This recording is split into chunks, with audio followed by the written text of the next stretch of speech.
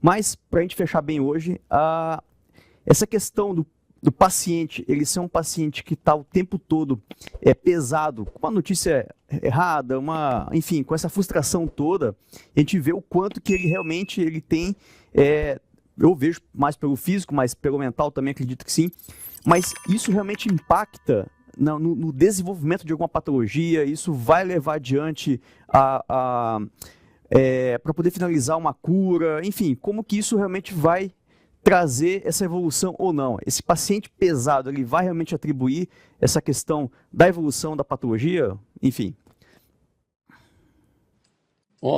Então, vamos dizer, a atitude do paciente diante da doença, pelo sistema neuroimunoendócrino aí saiu a tese da biologia de crença.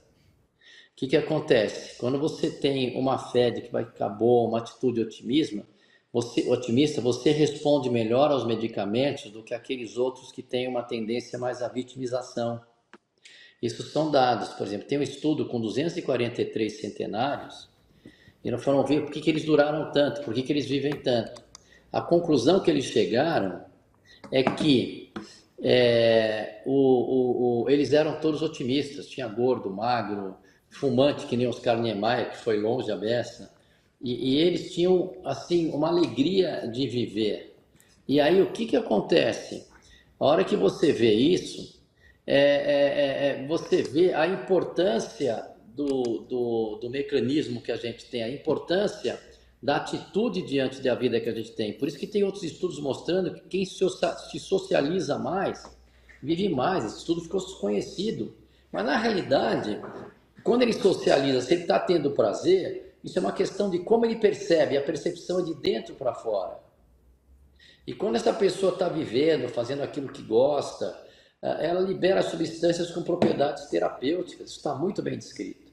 E isso vai além, transcende ao teu pensamento, o seu pensamento é energia, o teu pensamento vibra. Os físicos falam que o universo é uma grande construção mental. O Buda falava que nós somos o que pensamos, tudo aquilo que pensamos é aquilo que vivemos, com nossos pensamentos mudamos o mundo. Então, na hora que você vê isso, aí você consegue achar evidências de emoções interagindo com os genes, mas as emoções precisam de um veículo de molécula, precisa de um veículo. Então, o sistema neuroimunoendócrino libera substâncias que vai agir lá na membrana da célula e, dependendo da ação, vai ter uma propriedade terapêutica, ou se estiver muito estressado cronicamente, vai ter uma reação de patologia. Então, quer dizer, isso sim está realmente muito, muito bem descrito. É a biologia de crença. E tem um estudo, por exemplo, você tem uma ideia, o pensamento é energia, pensamento vibra.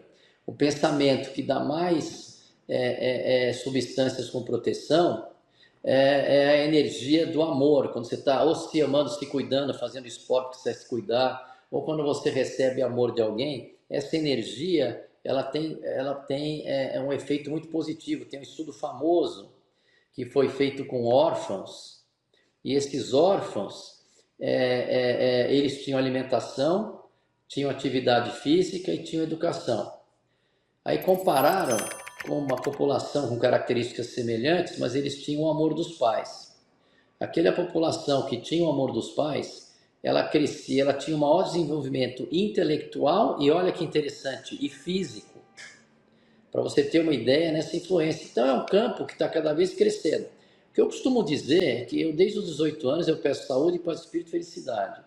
E quando você deseja uma coisa com o coração, não existe obstáculo intransponível. Então eu quero contar uma coisa para vocês que é fato. Coincidência ou não, a ideia do corticoide surgiu com um desejo muito grande de eu curar o meu paciente. Aí começa a ter coincidências. Aí vem um baita de um pneumologista, me mostra um trabalho do chinês que ele estava na dúvida, mas que o corticoide mostrava que diminuía a mortalidade. Aí fez todo sentido, aí você chega. Mas tudo isso só aconteceu mediante um desejo intenso anterior. É isso que vocês querem que vocês entendam. Sim. Agora, quando é que você pode programar a sua realidade? Não é agora, nessa frequência de onda cerebral que nós estamos, que devemos estar em beta ou alfa. É quando você faz aquela meditação Inspira. Relaxa antes de dormir, aí veja as coisas que você quer. Veja as coisas que você quer. Porque realmente você acaba tendo uma influência. Isso que eu estou falando é uma suposição, tem um monte de evidências disso. Agora, a biologia de crença é um fato, a epigenética é um fato. A epigenética mostra que os genes eles são secundários aos sinais da membrana. E quem gera os sinais da membrana celular são as nossas emoções.